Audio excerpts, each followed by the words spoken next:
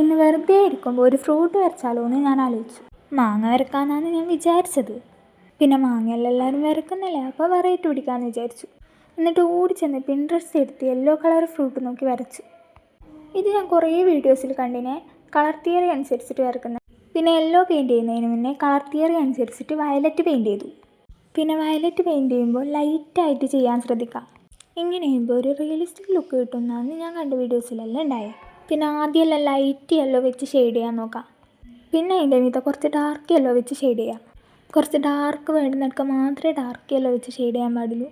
പിന്നെ ഫ്രൂട്ട് ഏതാണെന്ന് മനസ്സിലായല്ലോ, സ്റ്റാർ ഫ്രൂട്ടാണ് ഇത്. പക്ഷേ നമ്മളിതിനെ ചതുരപ്പുളി എന്ന് പറയും. പിന്നെ നിങ്ങളുടെ നാട്ടിൽ ഇതിനെന്താ പറയുക എന്ന് കമൻറ്റ് ബോക്സിൽ അറിയിക്കണേ. പിന്നെ ഈ ഫ്രൂട്ട് എൻ്റെ അമ്മയുടെ വീട്ടിൽ കുറേ ഉണ്ടായിരുന്നു. പിന്നെ നമ്മളിത് ഉപ്പിലിട്ട് വെക്കാറുമുണ്ട്, ജ്യൂസ് അടിച്ച് കുടിക്കാറൊക്കെ ഉണ്ട്. പിന്നെ ചതുരപ്പുളി മുഴുവനായി യെല്ലോ എല്ലാം ഉണ്ടാവില്ലേ, കുറച്ച് ഗ്രീനും ഉണ്ടാവും. മുഴുവനായും പഴുത്തില്ലാന്ന്. പിന്നെ ഇതിൻ്റെ ടേസ്റ്റ് പറയുകയാണെങ്കിൽ എനിക്കത് ഇഷ്ടമല്ല. പക്ഷെ ടേസ്റ്റ് ഇല്ലെങ്കിലും അതിൻ്റേതായ ഗുണങ്ങളുണ്ട് എന്ന് മാത്രം എനിക്കറിയാം. പിന്നെ വരക്കുമ്പോൾ റിയലിസ്റ്റിക് ലുക്കാക്കാമെന്നാണ് ഞാൻ വിചാരിച്ചത്. പക്ഷേ റിയലിസ്റ്റിക് ലുക്കായിട്ടൊന്നും എനിക്ക് തോന്നിയില്ല. പിന്നെ കുറച്ചുകൂടി സമയത്ത് വരച്ചില്ലെങ്കിൽ ഇത് റിയലിസ്റ്റിക് ലുക്ക് ആവുമായിരുന്നു. പിന്നെന്ത് ചെയ്യാനാ, പണ്ടേ എനിക്ക് ക്ഷമ പറഞ്ഞ സംഭവമില്ല. അങ്ങനെ വരച്ച് ഞാൻ നിർത്തിപ്പോയാലോ എന്ന് വരെ ആലോചിച്ചു. പിന്നെ എന്താക്കൽ, ഞാനെല്ലാം തുടങ്ങിയപ്പോൾ ഞാൻ തന്നെ വരച്ച് തീർക്കണ്ടേ. അങ്ങനെ വരച്ച് പുളി കംപ്ലീറ്റ് ആയി.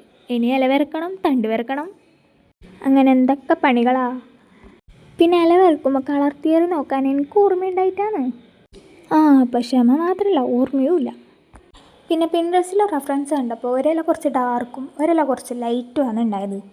അങ്ങനെ ഫസ്റ്റ് ഇല കുറച്ച് ഡാർക്കാക്കാൻ വേണ്ടിയിട്ട് ആദ്യം ബ്ലൂവും ഗ്രീനും കൂടിയ കളർ കൊടുത്തു. പിന്നെ എന്നെ ഡാർക്ക് വേണമെന്ന് തോന്നിയിട്ടാകുമ്പോൾ കുറച്ച് ഡാർക്ക് വേണ്ടുന്നെടുക്കാൻ ബ്ലാക്ക് എടുത്തു കൊടുത്തു. പിന്നെ കുറച്ച് വരയെല്ലാം വരക്കൽ തന്നെ. അങ്ങനെ ആദ്യത്തെ ഇല കഴിഞ്ഞപ്പോൾ രണ്ടാമത്തെ ഇലയിലേക്ക് പോയി.